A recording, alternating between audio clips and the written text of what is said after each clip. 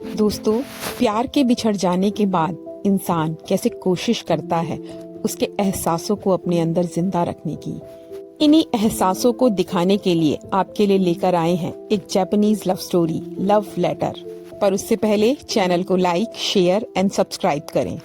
आज यहाँ ये सभी लोग इत्सुकी नामक एक आदमी की बरसी के मौके पर इकट्ठे हुए हैं। इत्सुकी की बीवी हिरोको, उसके मम्मी पापा और कुछ फ्रेंड्स सभी यहाँ पर एक साथ इकट्ठा हैं। हिरोको तो मानो जैसे उसे विदा करना ही न चाहती हो। वो उन सभी पलों और एहसासों को जिंदा रखना चाहती है जो उसने इत्सुकी के साथ बिताए थे। सासुमा और हिरोको दोनों घर वापस चले जाते हैं, जबकि बाकी सभी लोग आज वहीं पर रुकेंगे। सासुमा की हॉबी है डॉल बनाना और ये डॉल हिरोको को बहुत पसंद आई। इसके बाद वो इत्सुकी का कमरा देखती है। सासुमा ने उस कमरे में आज तक कुछ नहीं बदला, वो वैसा का वैसा है जैसा उनका बेटा छोड़कर गया था। यहाँ हिरोको को पता चलता है कि वो पहले कहीं और रहते थे, पर अब उस जगह पर एक हाईवे बन चुका है और कुछ किताबों में हिरोको को उस हाईवे वाले घर का एड्रेस भी मिल जाता है। यहाँ एक दूसरे घर में हम एक दूसरी लड़की को देखते हैं और पोस्टमैन द्वारा उसका नाम लिए जाने पर हमें पता चलता है कि इसका नाम भी इत्सुकी है।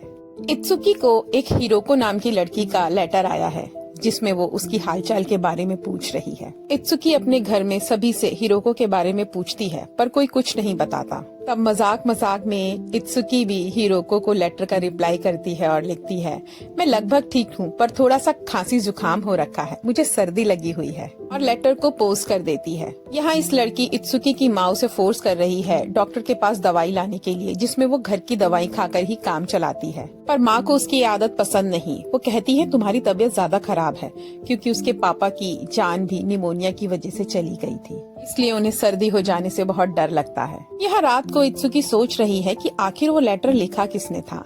हाँ दोस्तों, जब हिरोको उस एड्रेस को अपनी सासू माँ के यहाँ से ले आई थी तो उसी एड्रेस का यूज करके उसने इत्सुकी को वो लेटर लिखा था। अब हिरोको ने इत्सुकी को फिर से एक लेटर लिखा जिसमें सर्दी की दवाइयाँ भेजी हैं, और वहाँ हिरोको अपने घर में बैठकर अकाबा से उन लेटर्स के बारे में बात कर रही है। वो कहती है कि मैंने ऐसा सोचा तो नहीं था कि उस लेटर का कोई रिप्लाई आएगा। मैंने तो इस उम्मीद से उस लेटर को लिखा था कि वो सीधा स्वर्ग में इत्सुकी के पास चला जाएगा। इस पर अकाबा थोड़ा नाराज होता है और कहता है सामने वाला कोई फ्रॉड भी हो सकता है, पर उसे थोड़ा अजीब भी लगता है कि इस तरीके से बिना एड्रेस वाले घर पर कोई लेटर पोस्ट कैसे हो सकता है। इस बार अकाबा एक लेटर लिखता है और सामने वाले की पहचान मंगा लेता है। खैर, इसके बाद अकाबा हिरोको से पूछता है, हिरोको तुम मेरे और अपने रिश्ते के बारे में क्या सोचती हो? हिरोको इसके जवाब में कुछ नहीं कहती, बस शांत खड़ी रहती है। अकाबा जवाब में कहता है कि मैंने इत्सुकी से परमिशन ले ली है, और एक किस हिरोको को कर देता है, और हिरोको भी इसका विरोध नहीं करती। पर इसी पल अकाबा की एक एम्प्लॉय आती है और उन्हें देख लेती है। अब यहाँ फिर से दूसरे शहर में बैठे इत्सुकी को एक बार लेटर मिलता है और लेटर में लिखे अनुसार वो अपना आईडी प्रूफ लेटर में रख देती है और कहती है कि इसके बाद मुझे लेटर लिखने की कोई जरूरत नहीं।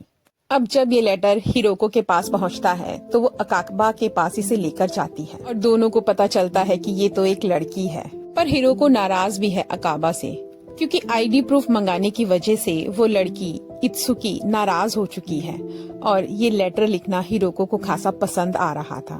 इस तरह लेटर लिखने से वो अपने आप को इत्सुकी से जोड़े रख पा रही थी। अब अकाबा उस इत्सुकी का एड्रेस पढ़ता है और हिरोको को कहता है कि अगले ही हफ्ते मुझे उस शहर में किसी काम से जाना है, तुम चाहो तो मेरे साथ चल सकती हो और हम उस लड़की से मिल लेंगे। हिरोको इसके जवाब में कोई उत्तर नहीं दे पाती।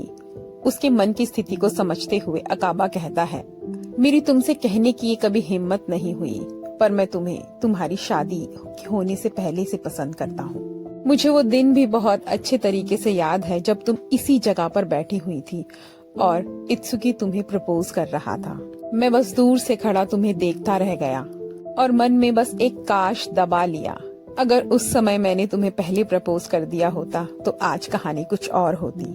इसी के बाद दोनों इत्सुकी के शहर निकल जाते हैं। वहाँ इत्सुकी को बहुत ज्यादा सर्दी हो गई है और माँ उससे लगातार जिद किए जा रही है कि तुम्हें हॉस्पिटल चलना चाहिए, जबकि वो हॉस्पिटल नहीं जाना चाहती।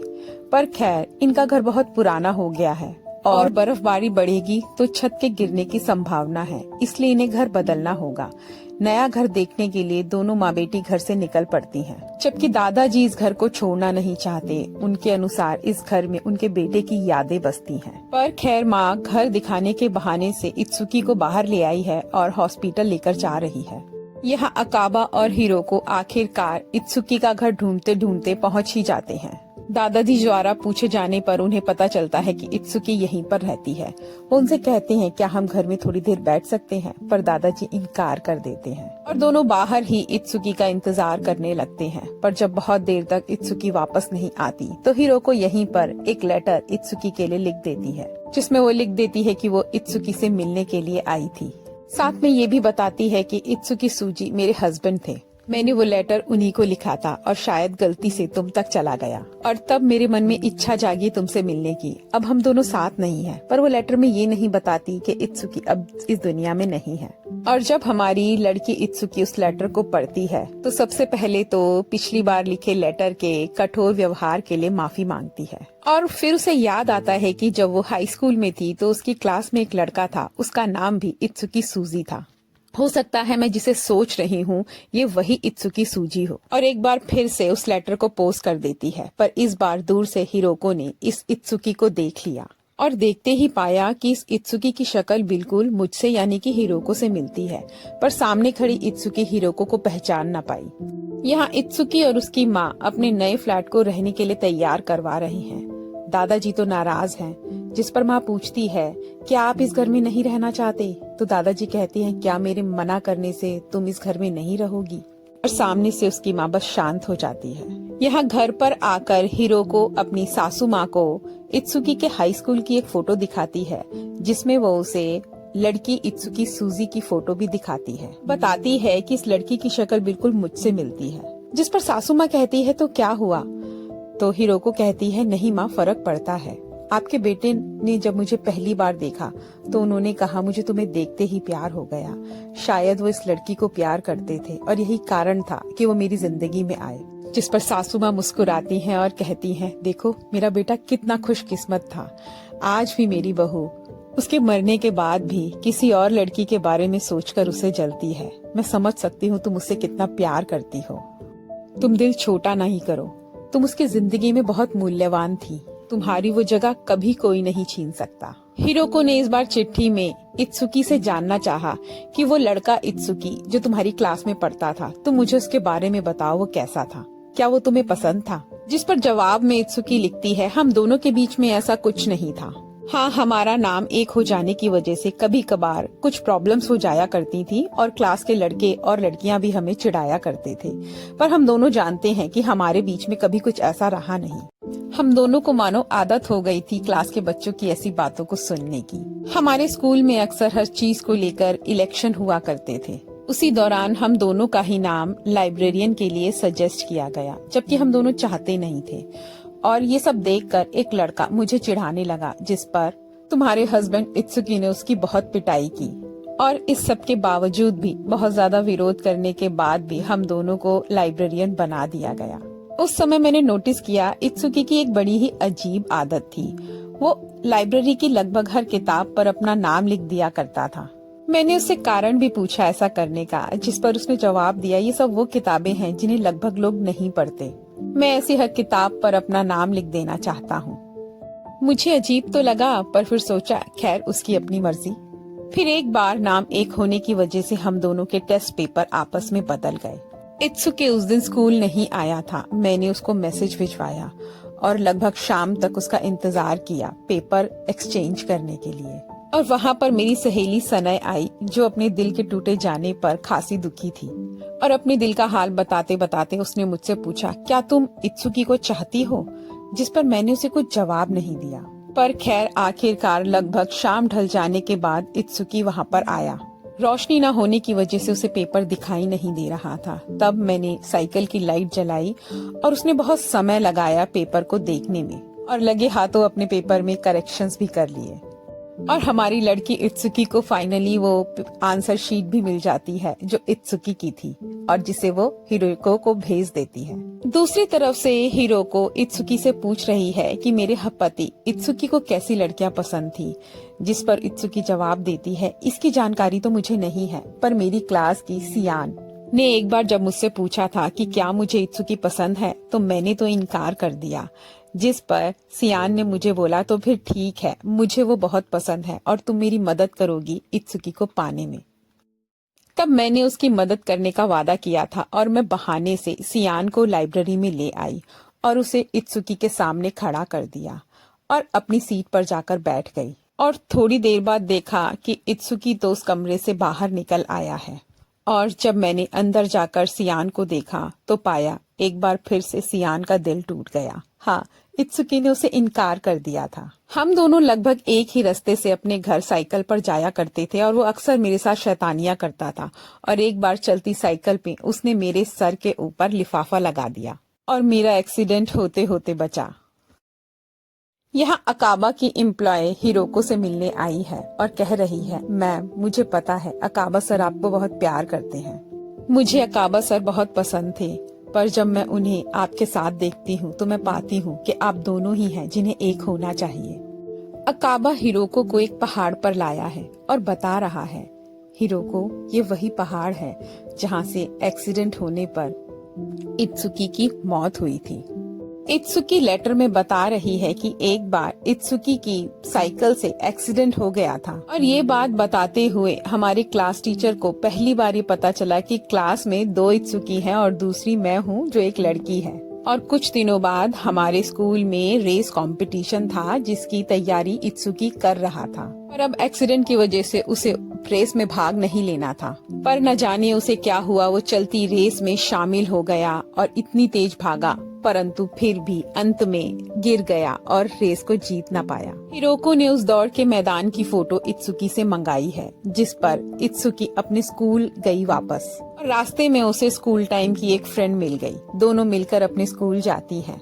वहाँ के स्टूडेंट से मिलकर जब इत्सुकी बताती है कि उसका नाम इत्सुकी है तो इसको नाम को सुनकर सभी दोस्त बहुत ज्यादा हंसते हैं और खुश होते हैं। इत्सुकी हंसी का कारण पूछती है तो बच्चे बताते हैं, पता है हमारी लाइब्रेरी की हर किताब पर आपका नाम लिखा हुआ है। हमने तो एक गेम भी बनाई है जिसके पास आपके नाम की सबसे ज्यादा किताबें होंगी वही गेम को जीतेगा।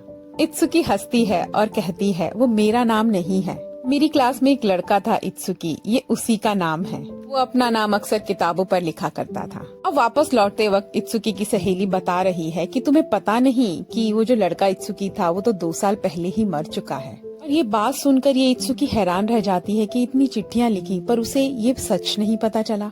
यहाँ अकाबा हिरोको को कह रहा है, तुम्हें क्या लगता है कि अगर तुम मुझसे शादी नहीं करोगी तो इससे इत्सुकी बहुत खुश होगा। जबकि दूसरी तरफ इत्सुकी की तबीयत बहुत खराब होने लगी है, उसे सर्दी बहुत ज्यादा लग गई है और देखते ही देखते वो जमीन पर गिर जाती है। दादाजी हैरान परेशान हॉस्पिटल फोन करते हैं तो पता चलता है एम्बुलेंस आने में 1 घंटा लग जाएगा। दादाजी इत्सुकी को अपनी गोद में उठाते हैं और हॉस्पिटल की तरफ दौड़ने लगते हैं, पर माँ इसका विरोध कर रही है। वो कहती है, आप बहुत बूढ़े हो चुके हैं, आप इसे नहीं उठा पाएंगे, हमें गाड़ी का इंतजार करना चाहिए। मेरे पति के समय पे भी आपने यही किया था, एम्बुलेंस का इंतजार नहीं किया था और आप उन्हें कंधे पर उठाकर भाग चले थे और इसी वजह से ठंड लगने की वजह से उनकी मौत हो गई। जिस पर दादाजी जवाब देते हैं कि मेरी बूढ़ी हड्डियों में मेरे बेटे को उठाने की शक्ति थी, एम्बुलेंस आने में 1 घंटा लगाती और मैं 40 मिनट में हॉस्पिटल पहुंच चुका था। पिछली बार भी हमने बहुत सारा समय घर पर ही बर्बाद कर दिया था, मैं इस बार ऐसा नहीं करूंगा और पिछली बार मैं चलकर गया था, इस बार मैं दौड़ कर जाऊंगा। वह अकाबा से मिलने उसका एक दोस्त आया है जो उस दिन जिस दिन इत्सुकी का एक्सीडेंट हुआ था वो उसी के साथ उसी कार में था और उसे इस बात का बहुत मलाल है कि वो इत्सुकी को बचा न पाया और उसके बाद से उसने इस पहाड़ के चप्पे चप्पे को जान लिया है कि कहाँ पर जान का खतरा हो सकता है और कौन सी जगह सेफ है। इस पहाड़ पर उसने गाइड का काम करना भी शुरू कर दिया है। यहाँ हिरोको अपने कुछ पल जो उसने इत्सुकी के साथ बिताए थे उनके बारे में बातें करती है। वो बता रही है इत्सुकी कितना शर्मीला था। जब वो पहली बार मुझे प्रपोज करने के लिए आया तो मैंने उसके हाथ में रिंग देख ली थी। वो मेरे साथ 4 घंटे तक घूमता रहा पर बोल न पाया कि उसके मन में क्या चल रहा है। और आखिरकार मुझे ही उससे पूछना पड़ा, ये रिंग तुम किसके लिए लेकर आए हो? जिस पर बहुत शर्मा कर उसने बोला, ये मैं तुम्हारे लिए लेकर आया हूँ। हिरोको, क्या तुम मुझसे शादी करोगी? जबकि मैं उसके हाव भाव और हलचल को पहले ही जान चुकी थी। यहाँ दादाजी अपने मजबूत इरादों से इत्सुकी को अपने कंधों पर साधे हॉस्पिटल की तरफ दौड़ लगा रहे हैं और कह रहे हैं, इस बार चाहे मुझे अपनी जान से हाथ धोना पड़े पर मैं इसे समय पर हॉस्पिटल पहुंचा कर ही रहूंगा। और हुआ भी ऐसा ही। वो समय से बहुत पहले इत्सुकी को हॉस्पिटल ले आए और दोनों को ही हॉस्पिटल में भर्ती करा दिया गया। अब माँ बैठे बैठे सोच रही है कि क्या वो गलत कर रही है दादाजी को उस पुराने घर से दूर हटाकर। माँ को ये समझ में आ गया है, उस घर में दादाजी की जान बसती है, उस घर में उनके बेटे की यादें बसती हैं और उसने इरादा बदल दिया। अब वो उसी घर में रहेगी। यहाँ अकावा सुबह सुबह हिरोको को बर्फबारी में बाहर लाया है और उस पहाड़ की तरफ देखते हुए जहाँ इत्सुकी की जान गई थी, वो पूछ रहा है, इत्सुकी मैं तुमसे परमिशन मांग रहा हूँ तुम्हारी बीवी से शादी करने की। ये इन दोनों का एक तरीका था इत्सुकी को एक फाइनल फेयरवेल देने का। वह इत्सुकी को हॉस्पिटल में होश आ गया है और दादाजी भी अब लगभग ठीक हैं। अब लेटर में इत्सुकी बता रही है कि उसके हाई स्कूल के समय पर ही उसके पापा उन्हें छोड़कर चले गए थे, यानी कि वो मर गए थे, जिसकी वजह से उसकी माँ डिप्रेशन में आ गई थी और घर का काम लगभग वो और दादाजी ही संभाला करते थे। बहुत दिनों तक स्कूल न जाने की वजह से एक बार मेल इत्सुकी उससे मिलने के लिए आया और उससे स्कूल न आने का कारण पूछा, जिस पर उसने अपने पापा के देहांत की बात बताई। इत्सुकी ने माफी मांगी और कहा, मैं तो तुम्हें लाइब्रेरी की किताबें देने आया था। और जब बहुत दिनों के बाद लड़की इत्सुकी अपनी क्लास में गई तो उसे पता चला कि लड़का इत्सुकी तो अब क्लास में पढ़ता ही नहीं, उसके पापा का ट्रांसफर हो गया और वो यहाँ से जा चुके हैं। ये सुनते ही उसने सामने पड़ा एक गमला जमीन पर मारकर तोड़ दिया, जो दिखाता है कि ये लड़की भी उससे बहुत प्यार किया करती थी पर कभी बयान न कर पाई। वहाँ लॉन में बैठे दादाजी इत्सुकी को दिखा रहे हैं कि उन्होंने एक पेड़ लगाया है जिसका नाम इत्सुकी रखा है, जिसका मतलब ये है कि जब हम किसी से प्यार करते हैं तो उसकी यादों को, उसके नाम को अपने इर्द गिर्द संजो लेना चाहते हैं। अब इनके स्कूल के कुछ स्टूडेंट इत्सुकी से मिलने आए हैं और दिखा रहे हैं एक लेटर जो उनकी लाइब्रेरी बुक में मिला, जो मेल इत्सुकी ने लिखा है, जिस पर फीमेल इत्सुकी की एक तस्वीर बनी है, एक खूबसूरत तस्वीर बनी है, जैसे किसी ने प्रेम में बनाई हो। और इसे देखने के बाद इस लड़की को भी ये पता चल जाता है कि इत्सुकी भी इसे प्यार करता था। ये दोनों एक दूसरे को प्यार करते थे पर कभी इजहार न कर पाए। अब इत्सुकी तो इस दुनिया में रहा नहीं, पर ये सच भी अपने आप में बहुत खूबसूरत है, जो इस इत्सुकी के जीवन को मायने देता है। वहाँ हिरोको भी कसाबा के साथ खुश है। कसाबा ने उसे मोटिवेट किया इत्सुकी की यादों से बाहर आकर अपनी जिंदगी को एक नया मोड़ देने के लिए। हिरोको अपनी जिंदगी अब कसाबा के साथ बिताएगी। दोस्तों, ये मूवी आपको कैसी लगी प्लीज कमेंट बॉक्स में बताएं। अंत में अलविदा।